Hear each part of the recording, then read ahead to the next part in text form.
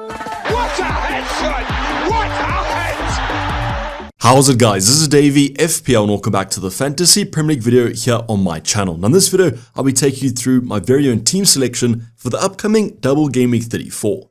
Now team selection or free hit selection, whatever you guys want to call it, as you guys know, I activated the chip a few days ago, so I'll be running through my latest free hit draft.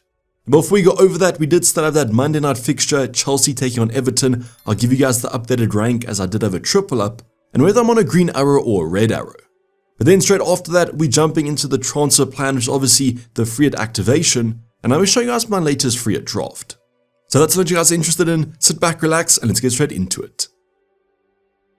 So the first thing I just want to go over, as mentioned, is a quick review of how Game Week 33 actually went. I recorded the transfer plan before that Monday night fixture of Chelsea vs Everton, and as mentioned, I did own a triple up.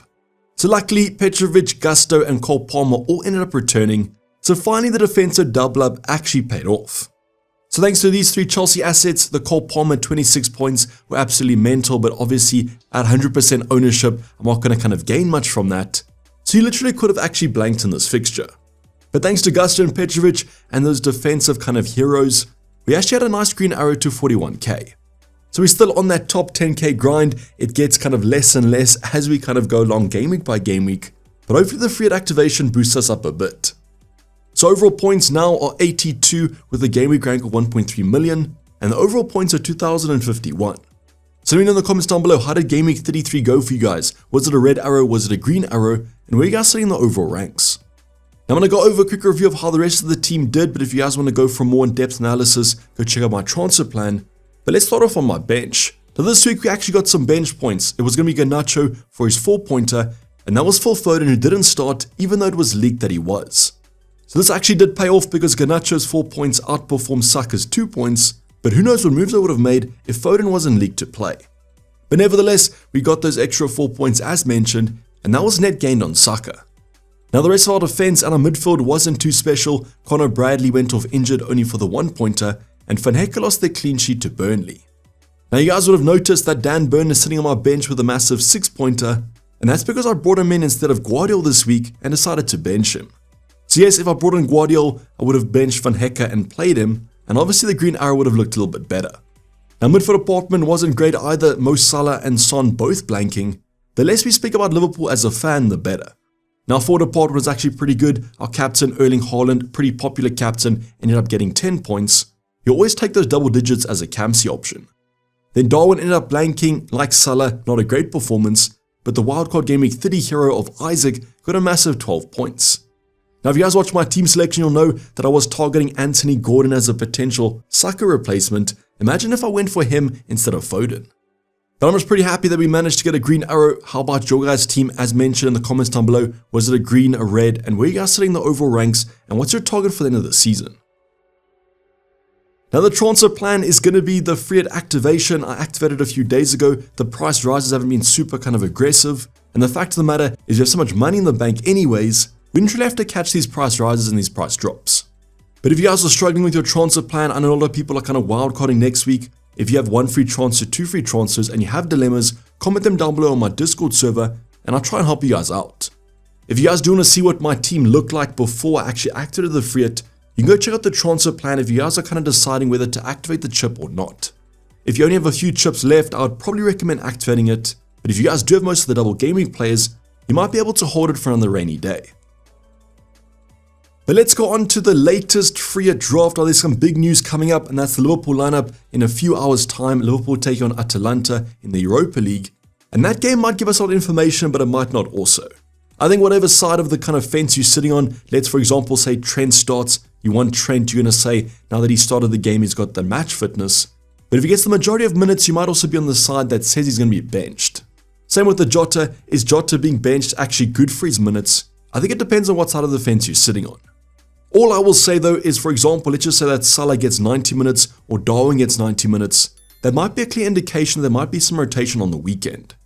So that's basically what my thinking is going to this Liverpool vs Atalanta game. Whatever minutes they'll manage, that's 100%, but if a player plays the majority, that's not a good sign. And also the fact if Klopp puts out a weak lineup with Trent, that's not always a good sign. Now I might do a video tomorrow kind of giving you guys the final team selection. I'll just see if there's any major talking points coming out that Liverpool game. Now I'm going to build this team selection as my usual kind of draft. I'll be going over the most important options first, not necessarily kind of position by position, and locking in the most important slots first. Now the first thing I want to draw your attention to is the right hand side. As mentioned, a ton of money in the bank here. I've got 9.00, but it actually ranges from 8.5 to 9.8, depending on the variations that I'll show you in this video. So all you guys have to know is that you have so much money in the bank that you can afford literally anyone, so I wouldn't stress too much about those price rises and those price drops. Now in my free draft, I didn't have a bench, but I'm going to include one in this team selection, and this is basically whatever team doubles, but you don't have them in the starting 11. For example, I've got 2 Wolves and 2 Bournemouth here because I haven't filled up the triple ups. So Neto, Cunha, Aït-Nouri, and Senesi will make up my bench. Now you guys can go for whatever you want here. You go for an Erling Haaland if you want to, or if you want to go for someone like a Son as a troll on your bench, but the 2 teams I've chosen are Wolves and Bournemouth. That kind of gives you guys an indication into my starting 11. Obviously you don't have a double up in either of those 2 teams, but definitely one of the teams I've tripled up on is going to be Arsenal. So this is the big debate this week. Should you guys go for double defense or double attack? Well, I'm on the double defense team. I just feel like Arsenal are the best kind of defense in the Prem at the moment. They might be tied off Bayern, yes, but they've just got the Prem to worry about. And I'm expecting some strong defensive performances out of them for the last remaining games.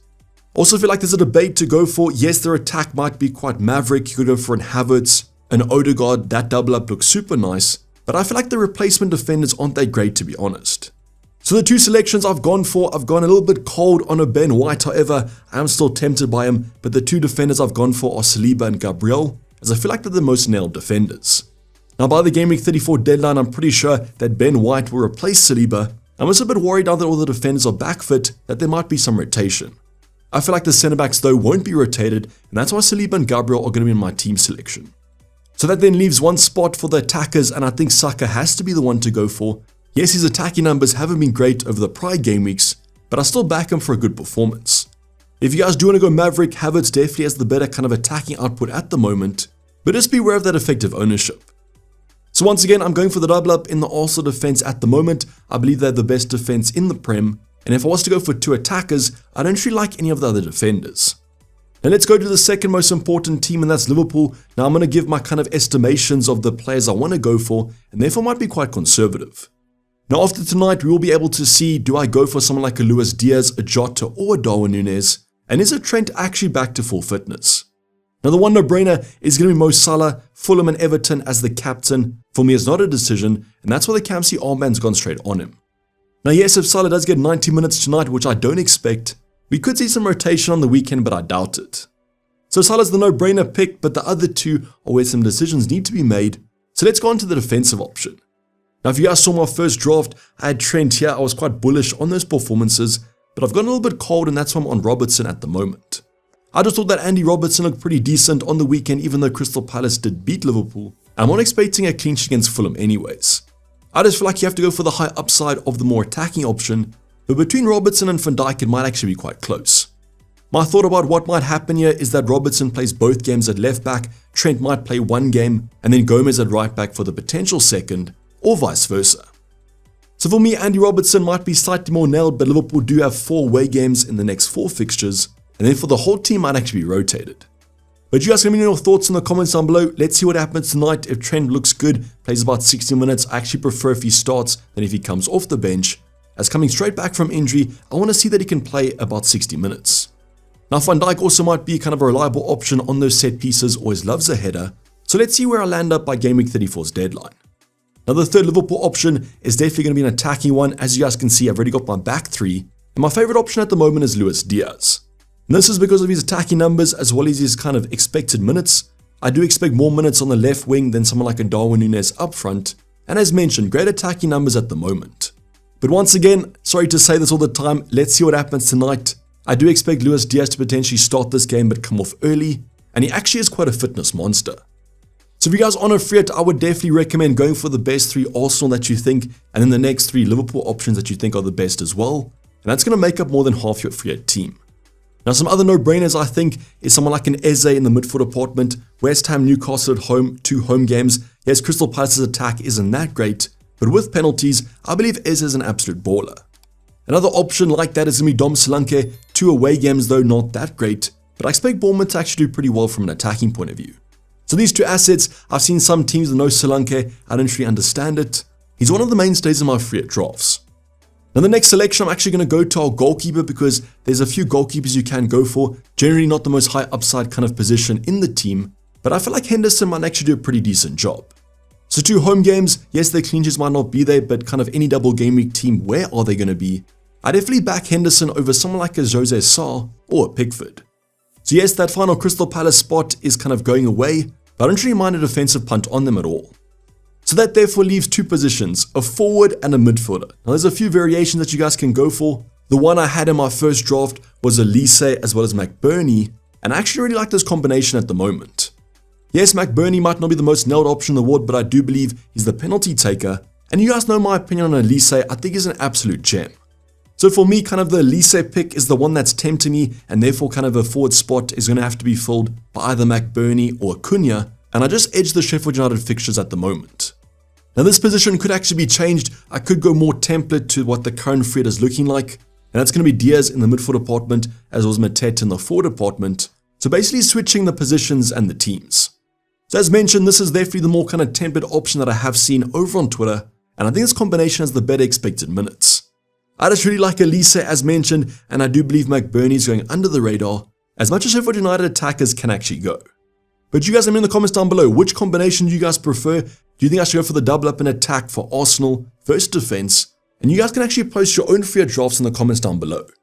I'll see you guys though in the Game Week 34 deadline stream 1 hour before the deadline. Otherwise, I might actually do a final team selection coming up tomorrow after the Liverpool game. Any other transfer dilemmas, put them in the comments or in my Discord server, link in the description. But this is basically going to wrap the video guys. Hope you guys did enjoy it. Please don't forget to like if you did and subscribe if you have subscribed yet. Team selection and potential final team selection coming up tomorrow as well as Saturday. But for the time being, I'm your signing off. It's been Dayvy FPL and I'm out. Cheers, bye.